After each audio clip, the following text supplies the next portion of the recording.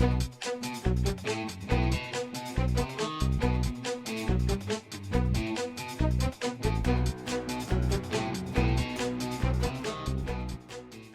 what's up, guys? So this is trial 1 for week 4. Yes. And I'm sitting at 122 for the ranking here. These are the guys I'm going against. And I'm matched against NotMunch. Here's his stats. Here are my stats. So we're pretty evenly matched. This is what I'm running on defense. I wanted to try out Astral just to see.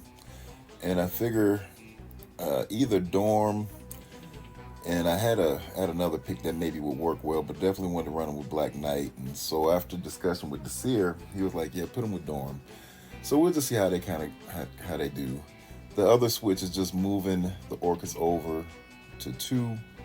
3 is the same as you guys been seeing. I put SD back on defense with big time, mostly because if guys have a huge new Warriors, I expect them to use them there. And I'm going to try the Odin Illuminati in 5 because I don't know that we really need room 4 or room 3 to make them better. So we'll see. Just trying that out. If it doesn't work, then I have to make some changes.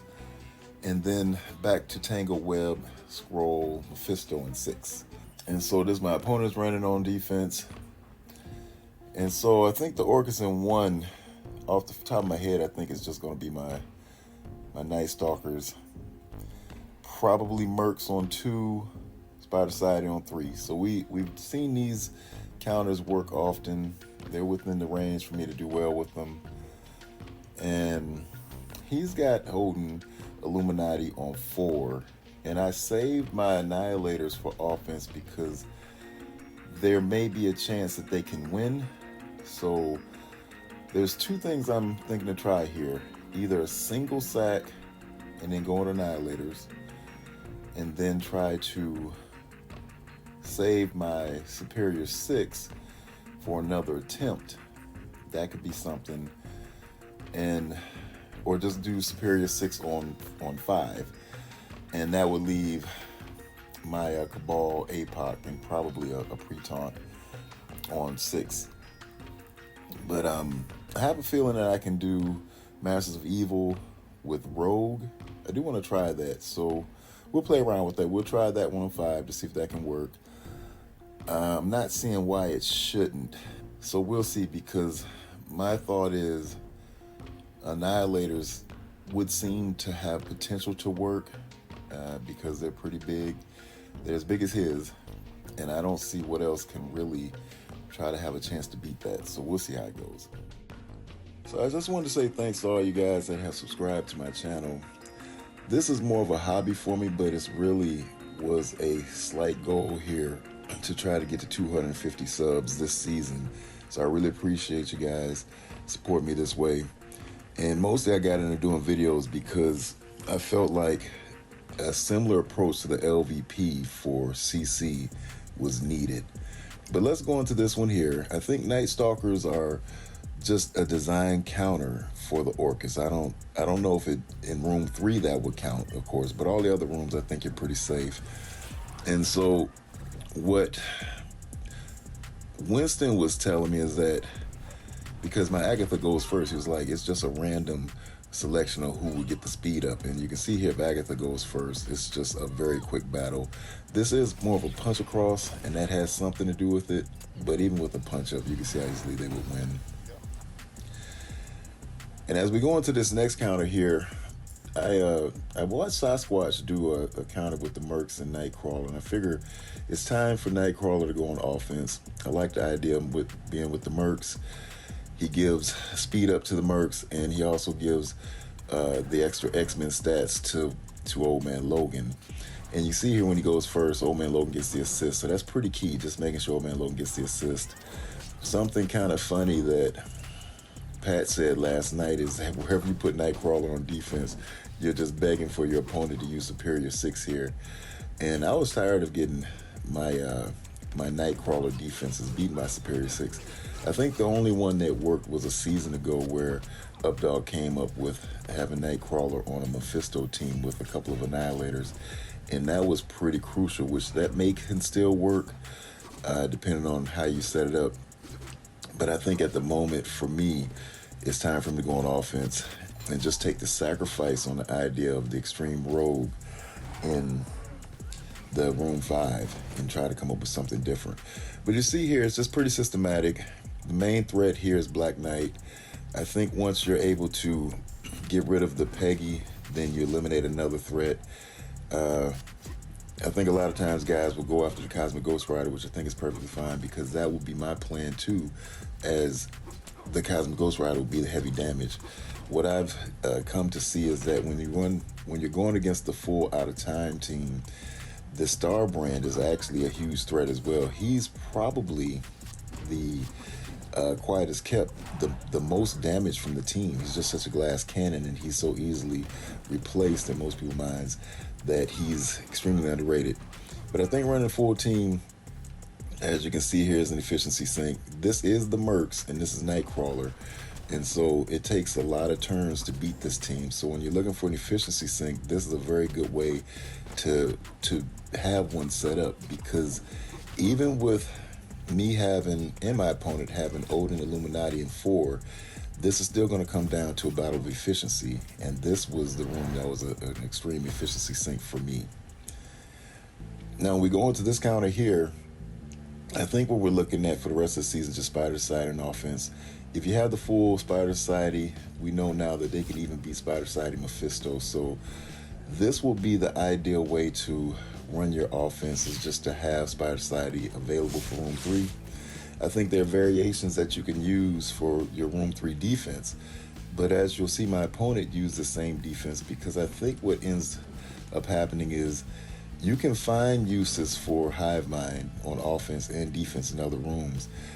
But what happens here is if your opponent is kind of late to the game or just kind of refuses to accept that Spider Society is going to be the safer play to have them on offense, they can get stuck behind this room, the Alpha Flight Void Knight, that is. So it's worth having that on defense, because it's very hard to clear.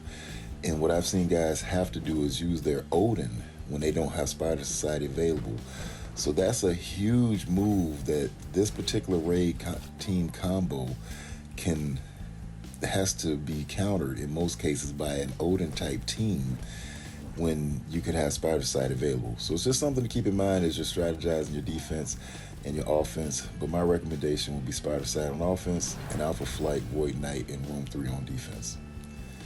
And so here, I wanted to try Rogue out. This is something C-Roy mentioned a while back, saying really before the season that Masters of Evil plus Rogue could be a pretty good counter to different extreme Rogue teams in 5. So I was like, well, this would be a good time to try it out, because this is more of a safety net. I did not need Kang somewhere else, and since I had Rogue available on purpose for a potential chance to use this counter, I wanted to see how it would go. And as you'll see, she does get the enhanced stats from the Masters of Evil here, and so that tends to make a difference. She's got the speed up, so she's going before my opponent's Rogue, and I'm able to control the Nightcrawler, the rest of the team. And so ideally, I think when you can have such a threat there, meaning Rogue for her damage, Rogue for her ability block, and things she can add, this is a good team to have on reserve, as at this point of the season for me, which I would call a mid-season change, I think it's time to move away from the extreme rogues on defense. If there's another counter, such as this one, which is really a low tier, maybe a C+ or a B- type counter, to use Rogue in the Masters of Evil to counter this Room 5, which is got the stat bust for this team in a sense to do well. I mean, it's still unlimited, but this is what most guys are running, some type of extreme Rogue variation. And if you're able to do well with this, then I think you open yourself up to have a more available offense, which means that you can put a stronger room for defense somewhere else, or two. And so that's the plan here. Now, what you'll see is it's a long battle. I think it's much longer than using like an Apoc, Masters of Evil, or a Superior 6, but I have seen Superior 6 struggle in this room. And as you can see here, the only toon that's really in danger is, I forget her name, but the one in the back, the girl in the back. And so my thought is, if you have them strong enough, which at my level, I probably need a G19, the two ladies from Master of Evil, what is it, Moonstone? Moon somebody? And Titania. And so that may be something I work on doing, because that could turn out to be a handy counter down the line. Now here, this is just going in with the sack. I like to use the Asgardians, especially with the Beta Ray build, because they'll get the 3 death proofs. And it's just really all about trying to get as close as I can to the Mephisto ult and the Skrull ult. Because when you have Skrull and Mephisto in this room, you can get through Mephisto's ult, but Skrulls tends to, in some cases, ult after Mephisto.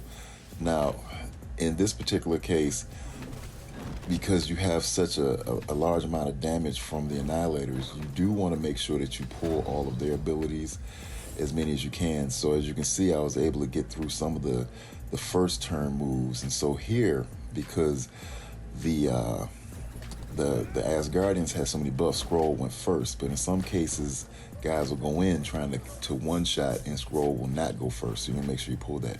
So on this sack here was more about just making sure Mephisto does his ult, and then I think it's a safe play to go in and try to pull some more abilities. But for me, I stopped there, because the idea after that is they're weak enough for Cabal to go in, Cabal Apoc, which is very key because you want to get rid of that safeguard. And from what I had left, I wanted to go with the Sears counter here, which was use Zombie Juggernaut, since I have a 1 diamond on him.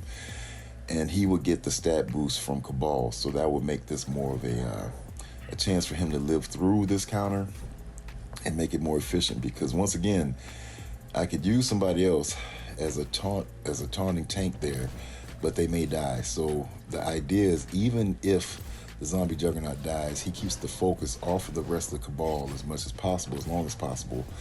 And the hope is that he would live. And so you see here, when I finally get a turn, because this team is a little bit slower when it comes to taking that onslaught of damage.